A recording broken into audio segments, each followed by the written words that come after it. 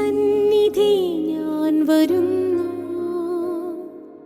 കാരുണ്യവാനായ നാഥ. നിൻ സന്നിധി ഞാൻ വരുന്നു, അലിവോടെ ശുശ്രൂഷ ചെയ്യാൻ നിന്നാത്മാവിനാൽ നിറയ്ക്കൂ. മ്യൂച്വലിസ്റ്റിക് ചാരിറ്റബിൾ ട്രസ്റ്റിന് ഒരു 16 സെന്റേഴ്സ് ഉണ്ട്. ആ 16 സെന്റേഴ്സിൽ ആയിട്ട് ഒത്തിരി ആകാശ പറവകൾ തന്നെയുണ്ട്. അപ്പൊ അവര് നോക്കാനായിട്ട് ഈ സന്യാസി സമൂഹം നിൽക്കുകയാണ്. ഇവിടെ ബ്രദർമാരും സിസ്റ്റേഴ്സും. അപ്പം അപ്പന്മാരും അമ്മമാരും എന്നാണ് ഈ സന്യാസ സമൂഹത്തിലെ അംഗങ്ങളെ ഇവര് വിളിക്കുക. കാരണം അപ്പനാകാനും അമ്മയാകാനും വിടുകയാണ് സന്യാസം എന്ന് കൂടുതലായിട്ട് ഉറപ്പിച്ചു കൊടുക്കുകയാണ് കുട്ടിയിലെ. ഇവിടെ ഒരു സ്ഥിതിയായിരിക്കട്ടെ. ഒരു കർമ്മലീത്ത സന്യാസിനിയായിട്ട് ഞാൻ ഒത്തിരി അഭിമാനം കൊള്ളാറുണ്ട്. ഇപ്പതാ ഒരു കർമ്മലീത്തക്കാരനെ പോലെ സാംസനപ്പൻ എന്റെ കൂടെ നിൽക്കുകയാണ്. ആകാശ പറവകളുടെ അപ്പനാണ്. ശരിക്കും കുട്ടികളെ സ്ഥാപിച്ച ഈ സന്യാസ സഭയെ കുറിച്ച് ഓർക്കുന്നത്. ഇവിടുത്തെ കാര്യങ്ങളെ കുറിച്ച് സാംസനപ്പൻ നമ്മളോട് പറയും. പറവകളുടെ ഇതിന് പേര് വരാൻ കാരണം 1982 ബഹുമാനപ്പെട്ട ജോർജ് കുത്തിക്കിലക്കൻ രാജസ്ഥാനിൽ ഭരത്പൂർ എന്ന് പറഞ്ഞ സ്ഥലത്ത് മലയാളികൾക്ക് വേണ്ടി ഒരു ധ്യാനം നടത്തുന്നത്. ആ ധ്യാനം കഴിഞ്ഞ് കഴിഞ്ഞപ്പോ അവിടെ ഒരു പക്ഷിസങ്കേതം ഡോക്ടർ സലീം അലി, ഡോക്ടർ സുഗതൻ എന്നിവരുടെ നേതൃത്വത്തില് ഒരു പക്ഷിസങ്കേതം ഉണ്ടെന്ന് അറിഞ്ഞു. അത് കാണാനായിട്ട് സന്ദർശിക്കാനായിട്ട് ഇടയായി.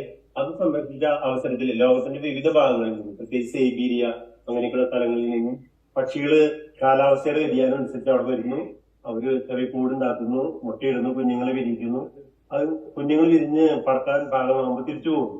അപ്പൊ അച്ഛൻ ഡോക്ടർ സുഗതനോടും അവരോട് അന്വേഷിച്ചത് എന്താ ഇതെങ്ങനെ ഇതിന്റെ കാര്യങ്ങൾ. അപ്പൊ അവര് പറഞ്ഞു, ഇത് ലോകത്തിന്റെ വിവിധ ഭാഗങ്ങളിൽ നിന്ന് വരുന്ന പക്ഷികളാണ്, അവയെ ഞങ്ങൾ നിരീക്ഷിക്കുന്നു, രോഗം സംരക്ഷിക്കുന്നു, ട്രീറ്റ്മെന്റ് ആവശ്യമായ ട്രീറ്റ്മെന്റുകളെല്ലാം കൊടുക്കുന്നു.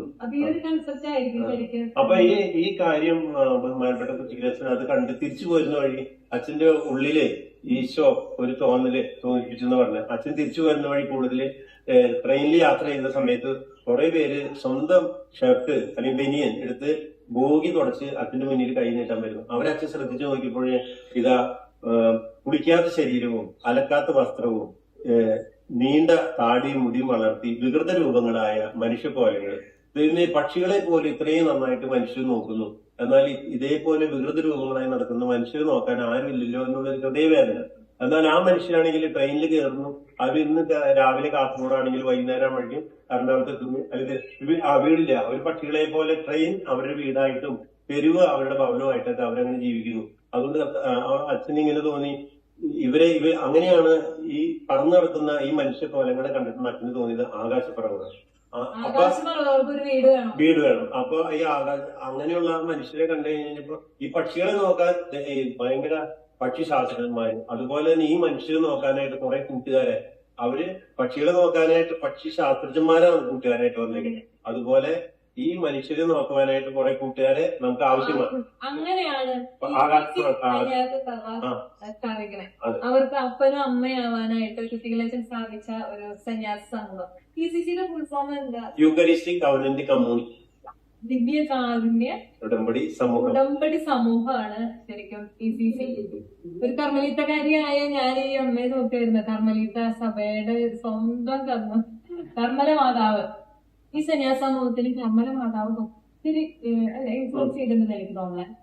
അമ്മയെ കുറിച്ച് എന്താണ് ചിന്തിക്കുന്നത്? എന്തുകൊണ്ടാണ് ഇങ്ങനെ ആശ്രമങ്ങളില് കർമ്മല മാതാവിനെ വെച്ചിരിക്കുന്നത്? 1994 ആകാശപ്പറവളായ മക്കൾക്ക് വേണ്ടി ഒരു ഭവനം വേണമെന്ന് ബഹുമാനപ്പെട്ട അച്ഛൻ അതിനുവേണ്ടി ഹൃദയം നുറുങ്ങിയ ഒരു പ്രാർത്ഥന നടത്തി.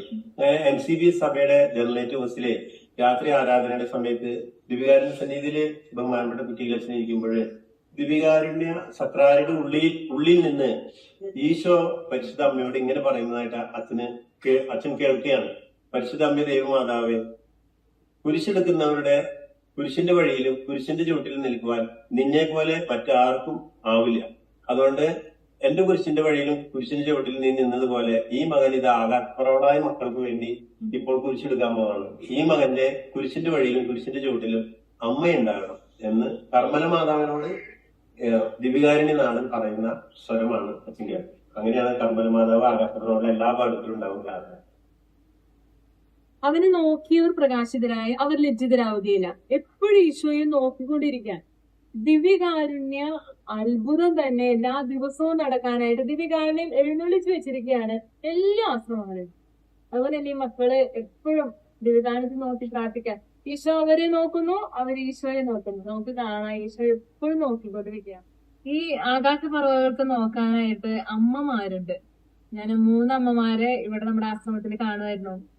സലോമമ്മയും ജൽത്രൂദമ്മയും സഹനാമ്മയും ഒക്കെ ഇത്ര സ്നേഹത്തോട് കൂടിയിട്ടാണ് ഇവർക്ക് ഈ മക്കൾക്ക് വേണ്ടി ശുശ്രൂഷ ചെയ്യുന്നത്.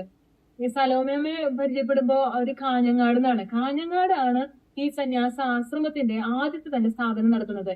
നമുക്കറിയാം, ഈ ഓല മേഞ്ഞ ഒരു വീടിന്റെ കൊച്ചൊരു വീട്ടിൽ നിന്നാണ് ഈ അപ്പനും അമ്മമാരും ഇറങ്ങുന്നത്. ഇവർക്ക് ഈ മക്കൾക്ക് അപ്പച്ചന്മാരാകാൻ അമ്മമാരാകാൻ ഈ ഒരു സന്യാസ സമൂഹം ആരംഭിക്കുന്നത് കാഞ്ഞങ്ങാടാണ്. കാഞ്ഞങ്ങാട് നിന്നും ഒത്തിരി വൊക്കേഷൻ ഉണ്ട് ശരിക്കും ഇവിടെ. 11 വർഷമായിട്ട് ഈ ആശ്രമത്തിൽ നിൽക്കണം. 16 ആകാശപർവ്വത സെന്റേഴ്സിന്റെ കണക്കും കാര്യങ്ങളും നോക്കുന്ന സിസ്റ്ററാണ് സഹനാമ. 25 വർഷം തികയാണ് ഈ ഒരു സന്യാസിനി സമൂഹത്തില്. സന്ധ്യാസമയത്ത് പെരിയാറിന്റെ തീരത്ത് ഇങ്ങനെ വന്ന് ഇരിക്കാന്ന് പറയുന്നത് ശരിക്കും മനസ്സിന് ഭയങ്കര സന്തോഷമാണ്. അതൊരു മെഡിറ്റേഷൻ തന്നെയാണ് ഇവർക്ക് ഈ ഒരു സമയം കൊടുക്കുന്നത്. ഇവരിങ്ങനെ വന്നിരിക്കും, ശാന്തമായി ഒഴുകുന്ന ഒരു പുഴ. നിങ്ങൾക്ക് ഇപ്പൊ കേൾക്കാമോ പുഴയുടെ ഒരു ശബ്ദം? ഹലോ, മനസ്സിന് സന്തോഷം കൊടുക്കുന്ന രീതിയിലുള്ള ഒരുവിധ ക്രമീകരണങ്ങള് ഈ ഒരു ആശ്രമത്തില് ഇവര് വെച്ചിട്ടുണ്ട്. ഇവരെപ്പോഴും ഹാപ്പി ആയിട്ടിരിക്കാന് ഉള്ളത് കൊണ്ട് ഏറ്റവും ഭംഗിയാക്കിയിട്ടുണ്ട് ഇവിടെ.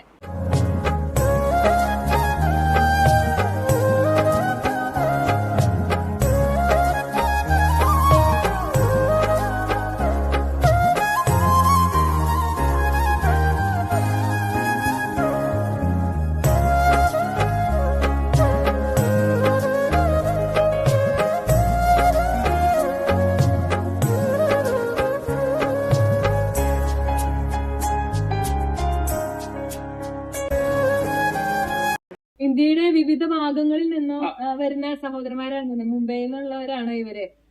ഈ ആകാശപർവ്വതങ്ങൾക്ക് ഇങ്ങനെ നോക്കാനും ചെയ്യാനൊക്കെ ആയിട്ട് നമ്മൾ വിചാരിക്കും നമ്മളെ കൊണ്ടൊന്നും ആവില്ല, അത് ഇവർക്ക് മാത്രമേ അത് സാധിക്കുന്നുള്ളൂ. 85 പേരോളം ഉണ്ട് ഈ ഒരു ആശ്രമത്തിൽ തന്നെ. അപ്പൊ ഞാൻ പറയുവാണ്, നിങ്ങൾക്ക് സാധിക്കുന്നത് ഇവർക്ക് കൊടുക്കാനായിട്ട് പറ്റും.